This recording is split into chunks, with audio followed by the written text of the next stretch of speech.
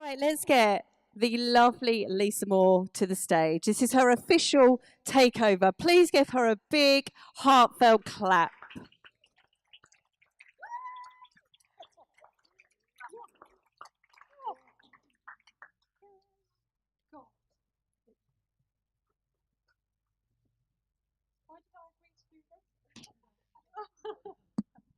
I'm a bit scared now after Sally saying at the beginning about how hard it's been.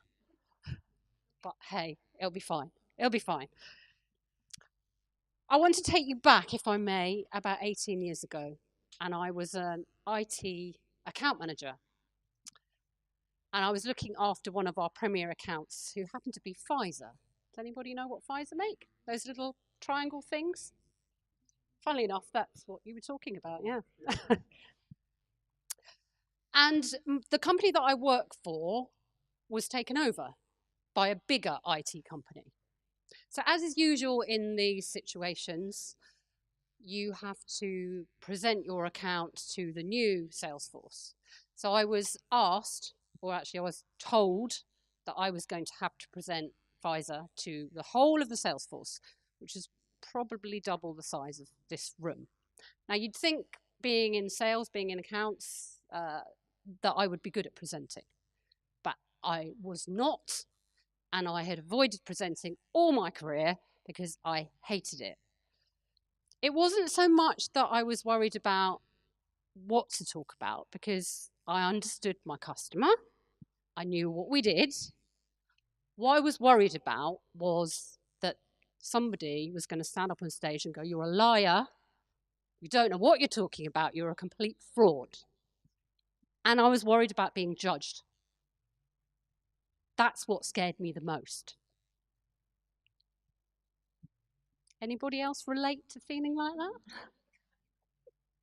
It's happening again right now. Not quite so bad, not quite so bad. But anyway, I did do the presentation. It was rubbish. And I even mentioned Viagra, and nobody laughed. But I did it, and I ran off that stage, and I just never wanted to do it again. How many of you here have ever done a vision board? Yes? Or regularly write down what your plan is in 12 months, 3 years, 5 years' time. Okay. So every day I write this question in my journal. So what are the big projects that I have to keep in mind that I want to take on, even if I can't act towards them right now? And do you know what I've written for the last 6 months? I want to do more public speaking. I want to be more visible, and I want to be on stage more often. So as Sally was talking about the universe bringing what you ask for, it's given me what I asked for, not quite in the same clothes I imagined, but I now have this opportunity. I don't like job titles and I don't like descriptions, and I hate that question when you meet somebody that says, "So what do you do?" Because I do quite a lot of different things. So let me tell you who I am. So my name is Lisa Moore, and I'm the founder of Fit for More, which is a fitness studio in Havesheath. So I'm a personal trainer, fitness instructor, craniosacral therapist, coach, mum, and actually I'm rocking it as a single mum, doing everything on my own. Or not quite everything. Been a single mum for about nearly 8 years now. So I first stood on the stage in 2017 in November as a risky biscuit. I brought my badge of honour with me. And I'd come down with my very lovely friend Polly the month before, and we sat here and we listened to all the fantastic speakers and listened to the risky biscuit and thought, do you know what? I'm going to do that next time. So if you don't know what a risky biscuit is, it's a chance for anyone in the audience now to come up on stage and do a little 5-minute speech about something, anything. So we travelled down to Brighton on the train, and I kept saying to Polly, I'm going to do it, I'm going to do it. I'm going to put my name down on the list, because normally you put your name down on the list as you come through the door. Walked through the door, and all the risky biscuit stops had gone. So I was like, oh. You know how you sort of big yourself up and you get all prepared.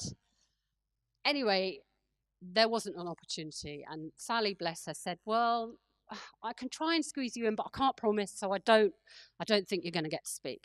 So I sat in the corner over there, and I thought, got away with it, I don't have to do it. And then right at the end, after the last speaker, Sally said, oh, I think we have a little bit more time for one more speaker. Lisa, would you like to come to stage? Talk about an adrenaline rush. Anyway, I survived, and I decided there and then that I would come and be a proper speaker and do a 10-minute speech. So a couple of months later, I think it was February 2018, came back on stage and I did my proper talk. And if you go onto the YouTube channel, you can watch it if you like. There's one swear word. I was very embarrassed about telling my mum, because my mum does not swear. And I shared my story, a little bit of what I've shared with you today, about how I've always been worried about being judged.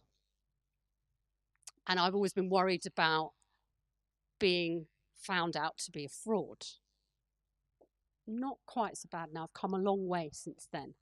And I also talked about how I lived in a very narcissistic and controlling relationship, and I had the courage to leave. So that was the story that I shared.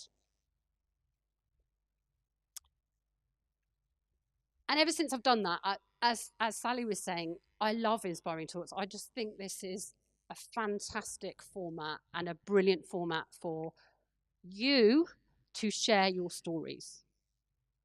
And Sally and I have become quite good friends and colleagues, I would say. And she came up and came to a little event that I've been running for a couple of years in Haywards Heath, which is called Lunch and Learn.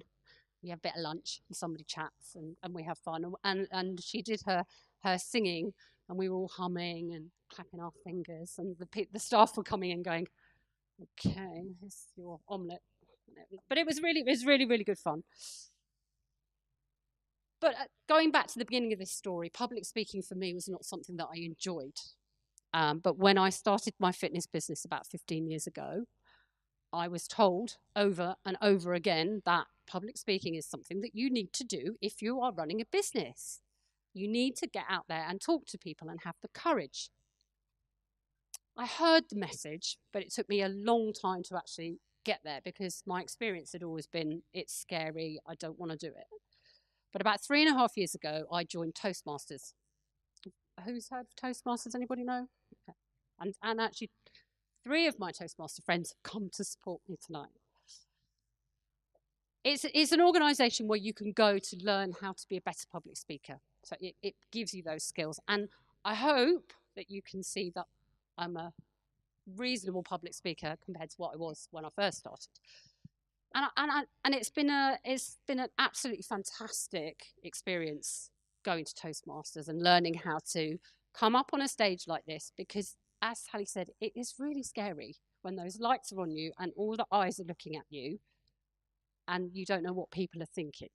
They're probably thinking about their shopping list or maybe what they're doing later. But the biggest thing that I've learned from going to Toastmasters is sharing your story is a really, really important thing to do. It's just amazing what can happen when you share your story. And it doesn't have to be life-threatening drama. It doesn't have to be the struggle that you've had for years. It can be the simplest story that happened last week when you were on the train going to work. Or it can be, as a lady who came to one of my workshops, she shared with me a story of how she was on a train. She got off the train on her way to a meeting, and a lady grabbed her arm and said, "Can you help me?" She looked at her as if to say, "Oh, I'm busy, And she went, "Can you help me? I'm bleeding." And so she said, "Well, what's the matter?" She said, "I'm pregnant and I'm bleeding. Can you help me?" So she did. She forgot about her meeting. She got this woman off the train, into a taxi, took her to a hospital, stayed with her for 3 hours before her husband could get to her. And when she sat in the workshop, the reason she shared the story with us was that she had just got a photograph of the baby. And it's just a little story, but what a wonderful story to hear. And I think if this is the first time that you've come for Inspiring Talks, I hope that you've already been inspired by what you've heard. Because when we hear those stories, especially when we hear the stories that we relate to or we resonate with, you realise you're not alone. You realise that there is a way to get out of the struggle that you're dealing with. You know that there is somebody else that has been through or is going through the same thing that you are. You'll learn something, you'll be inspired to do something, and maybe you'll be reminded of something. So I think hearing somebody else's story is really, really powerful. And I hope when I take over that you will all be encouraged to come up here and share your story. So when Sally asked me if I would like to do this, she didn't tell me everything she gave us all in that speech at the beginning. But that's okay. I trust her. But I jumped at the chance. And I know it's gonna be hard work, and I promise that I will do my best to make this fantastic event carry on. It's an amazing opportunity to take over ITB from the compassionate, caring, and loving arms of Sally. I think she is amazing. And my dream is really to get you guys to come up on stage. But up here in the spotlight, it is scary. I promise you, it's scary. But you will not regret it. You will grow so much, and you just don't know what will happen when you do. You'll find you.